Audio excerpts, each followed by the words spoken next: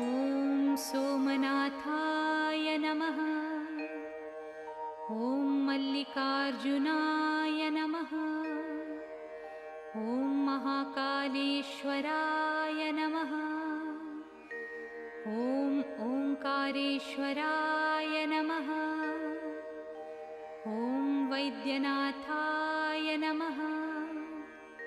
ॐ भीमशंकराय नमः। ॐ रामेश्वराय नमः।